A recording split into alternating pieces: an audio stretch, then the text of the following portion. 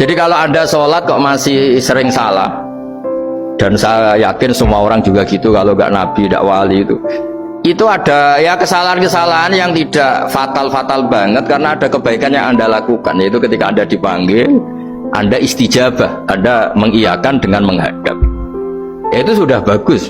Nah, setelah menghadap ternyata disuruh apa itu tidak nurut. Disuruh apa gak nurut itu satu kesalahan yang tidak mengganggu poin pertama tadi, Anda menghadap.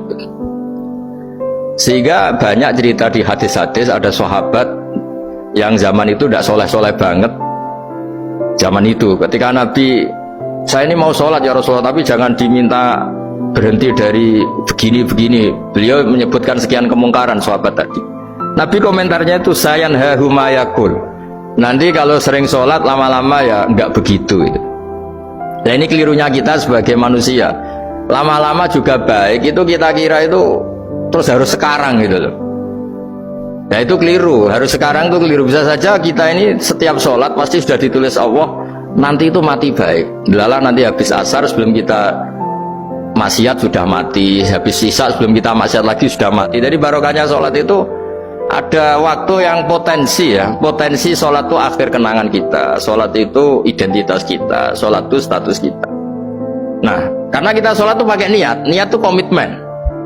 Sementara kalau Anda maksiat itu tidak pakai niat, karena zallah itu ya ada niat maksiat, tahu-tahu mungkin di bis ketemu orang cantik, terus agak jelalatan, tapi kan tidak niat. Tapi kalau sampai sholat kan datang ke masjid, bayangkan diimami ini, nanti kamu takbir, nanti kamu baca ini, baca ini. Jadi benar-benar komitmen, itu status kita. Kata Said Zabidi disebut mautinuhu wa haqiqatuh. Baiknya umat Islam itu kalau taat itu mautinu, itu alamat resminya, itu statusnya, kata Said Zabidi. Tapi kalau dia maksiat itu zallah itu kepleset. Jadi tidak pernah jadi status kita. Semoga semua maksiat kita ini tidak status tapi zallah. Tapi ketika taat itu status hakikat kita, maka fal'ubudiyah ya haqiqatuh wa mautinuhu wa dzatuh. Ini kata Said Abdul Az-Zabidi, pengarang Ithqal. Orang Islam itu orang yang ketika ibadah itu identitasnya betul, ketika ibadah itu Allahu Akbar, dia berharap rahmatnya Allah gini-gini. Nah, ketika salah dia zallah, dia ngantor ya ada niat korupsi, dia ingin memenai negara ini, dia nyai juga gak ingin macam-macam gitu. Ya, tapi karena manusia terus ada zallah. Nah, semoga semua kesalahan kita ini zallah itu ya cara Jawa kepleset, tidak mental. Dan semua kebaikan kita ini mental, yaitu kebaikan yang jadi tempat kita, identitas kita, haqiqatu wa mautinuhu wa dzatuh. Tapi jangan pernah berpikir kalau apa artinya sholat kalau kita masih melakukan kemungkaran, itu salah besar. Sholat itu wajib, dengan Anda sholat itu sudah mengurangi kemungkaran Anda, karena Anda tidak melawan ketentuan Allah Ta'ala.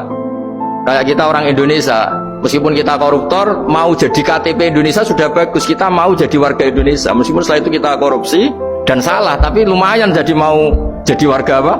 Indonesia. Orang mau sholat artinya dia menstatuskan diri sebagai hamba Allah. Taken kontra, kalau saya ini hambamu ya Allah, anta robbi, iya karena butuh, iya karena nasta'in. Soal salah ya salah aja, yang sama, kita tetap warga Indonesia meskipun kita salah, meskipun kita koruptor, meskipun kita salah, tetap aja warga Indonesia yang berhak mendapat jatah makan meskipun di penjara, meskipun apa. Sama, kita ini hamba Allah yang mengakui kalau Allah itu Tuhan, kita hamba.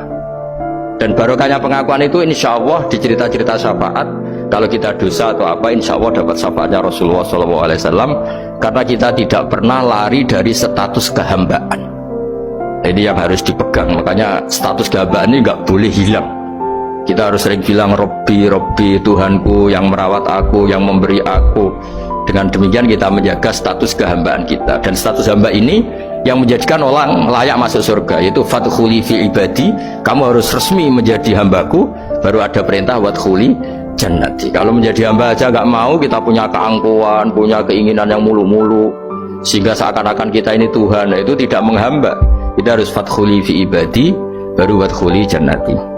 Saya kira demikian, semoga ini manfaat.